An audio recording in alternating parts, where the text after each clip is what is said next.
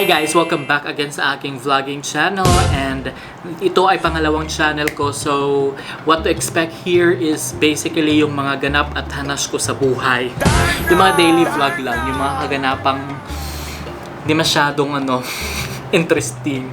So anyway, today ay isi-share ko lang sa inyo, medyo kasi busy ako today dahil pauwi yung cousin ko. Andito siya sa Riyadh, tapos uwi siya ng Pilipinas bukas yung flight niya. So naisipan kong magpadala kasi meron din akong kaibigan na nagpapabili ng laptop, di ba? Social sa besh. Nagpapabili siya ng laptop, tapos nagpadala siya ng pera. So binigyan ko siya at ipapadala ko sa aking cousin kasi pareho naman sila sa Siargao. Siargao kasi ang destination ng cousin ko, so parang timing lang. So bumili ako sa extra at ito ang aking nabili para sa kanya. So ito ay unboxing na rin natin kasi gusto niyang i-check kung anong meron dito sa loob kasi baka mauwi na sa Pilipinas kung ano pang makulang. So at least 'di ba dito ma-check na natin kung ano yung mga nasa laman nitong box na to. So basically, ang nabili kong babasahin ko na lang sa inyo yung specs at ipapakita ko rin sa inyo. Meron siyang ang nabili ko ay Huawei MateBook D14. So ito ay notebook, tapos RAM is 8GB. Ang GPU niya is AMD Radeon Vega 8 graphics. And then ang CPU niya is AMD Ryzen 5. So screen size is 14-inch. Maganda na siya actually. Nakita ko siya sa actual doon sa display. So ipapakita ko sa inyo kung ano ang...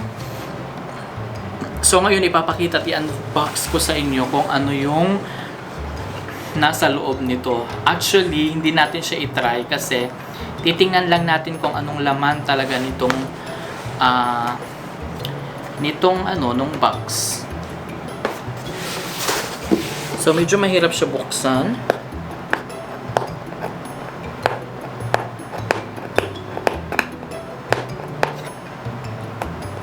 At bukas ay ipapadala to bukas. So hopefully walang problema to kasi mahirap na tayo dahil. So ayan, medyo siya dance.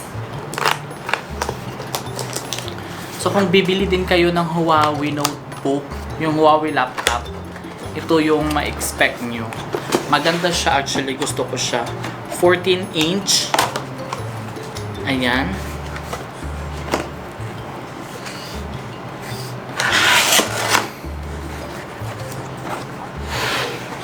So ayan. So ito yung niya. Ito yung nasa loob niya. Tada! Ang liit lang ng charger niya in Fairview. So kukunin natin oh, ang ganda. Ito yung laptop at ito yung charger. Ang ganda ng charger, parang lang siya. Parang hindi na natin i-open. Ito yung charger.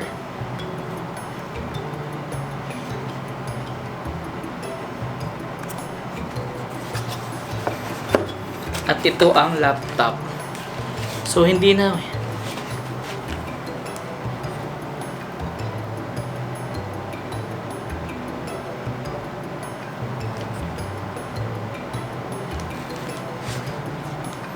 maganda siya, maliit, pero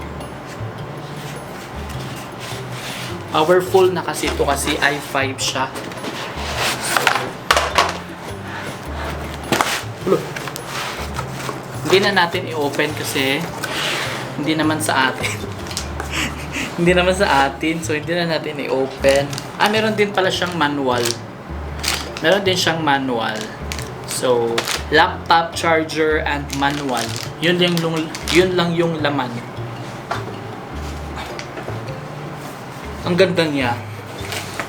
Gusto ko, bet ko siya. So, what to expect here? Wag na, okay na. Wag na nating totally buksan kasi di naman sa atin to, pinapabili lang. So, meron din siyang manual. Ibabalik ko siya. Ayan. So, yun lang.